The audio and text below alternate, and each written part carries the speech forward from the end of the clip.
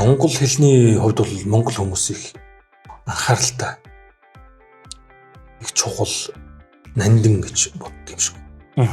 Монгол хүмүүс бол ямар ч монгол хүнтэй уулзаад монгол хэлний талаар ярьдаг. Ер нь Монголын түүх ярьдаг. Энэ бол бидний одоо энэ туулж бүтээж ирсэн түүх соёл үндэсний онцлог байж багт. Тэгээ ямар ч монгол эрчүүд уулзахаар заавал бүх ярьдаг гэдэг шиг тийм. За ер нь тэгэл нэг юм ярих тэгэл монгол хэлний юм ороншт айл улаанд сурагч байна. Оюутан байна баг тийм. Тэгэл энэ хүүхдүүдийн хэл ус гэл ингээд санаа зовж ин гэдэг чинь л энэ хүүхдүүд манай хүүхдүүд англиар яриад байна монгол хэл байдгүй гэх. Энэ одооны хүүхдүүд монгол хэлний ер нь болохоо байлаа гэл ингээд монгол хэлээ хайрлах хамгаалах ийм бол хүн болгоны амнаас гарч байгаа юм л да.